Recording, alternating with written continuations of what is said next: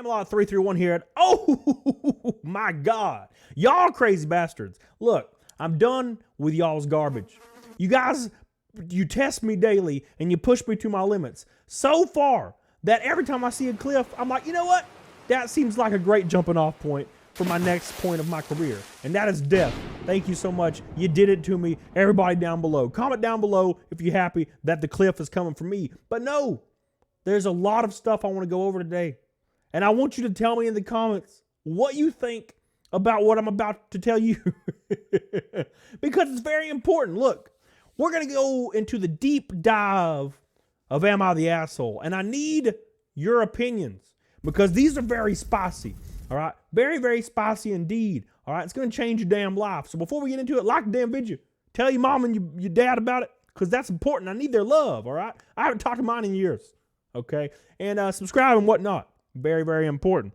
So let's look at this stuff.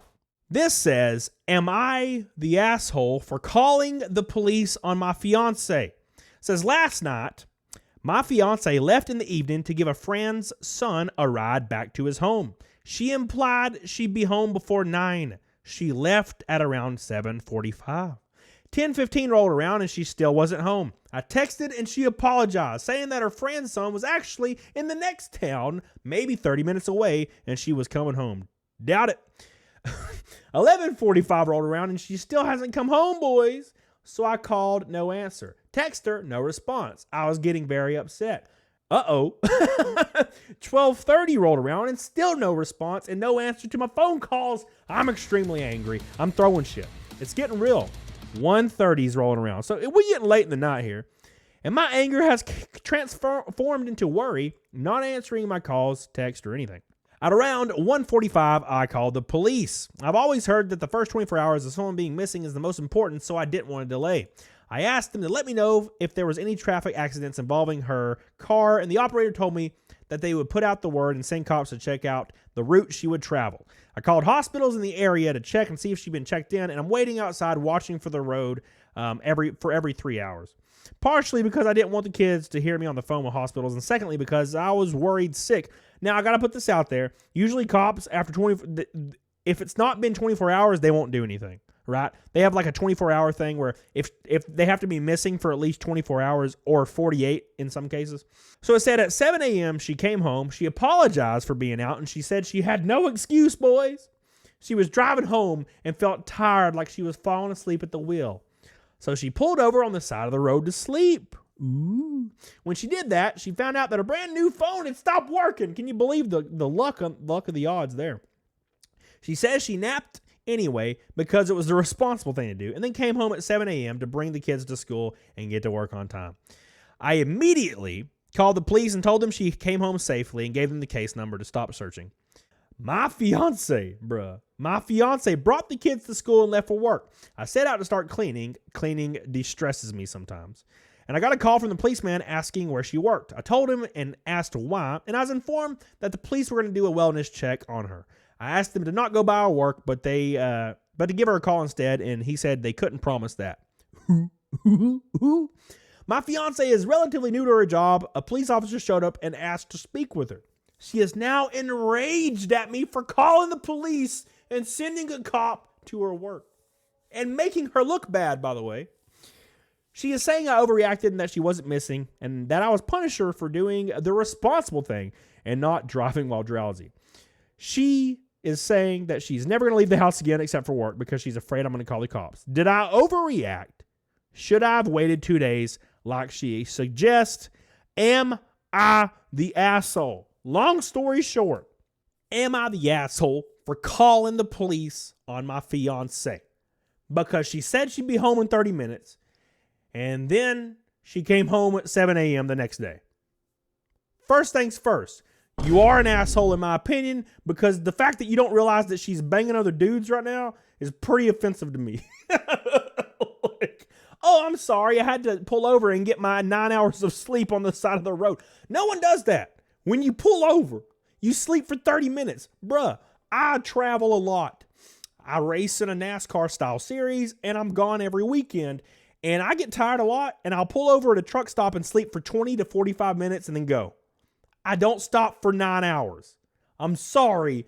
She is taking the pee. All of them. Miles of them. All right? The fact that this is the first thing on your mind makes you an asshole.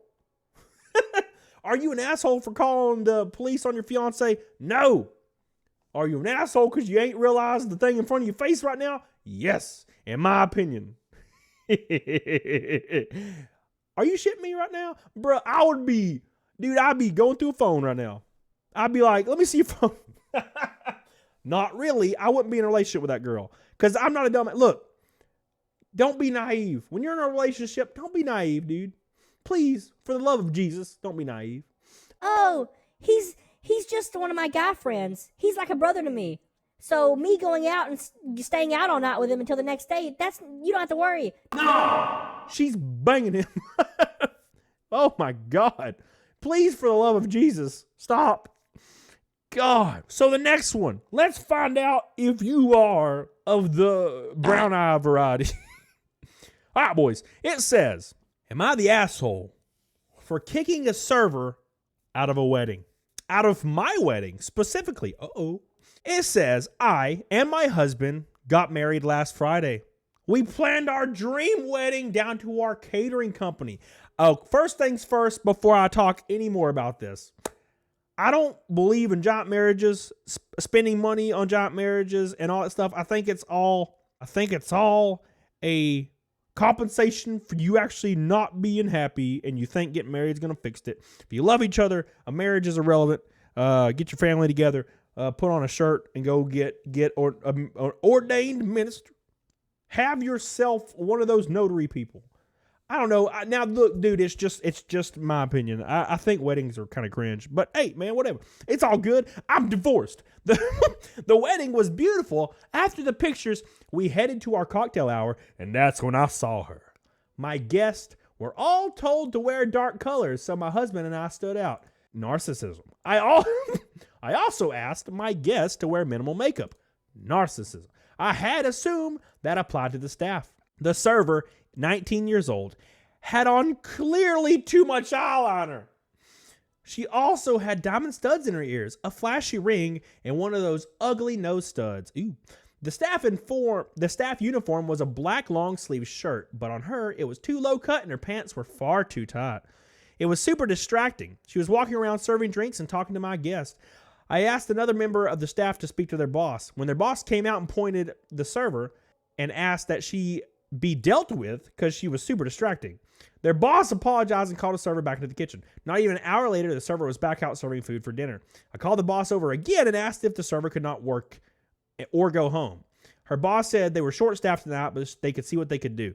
After a couple hours of not seeing her, I saw the server again behind the bar. I called the boss out one last time and told her if the server did not leave, I would be calling the cops. The boss finally relented and told the girl to go home. My husband and mother-in-law said I was acting crazy and that it was probably a core college kid fired up over nothing.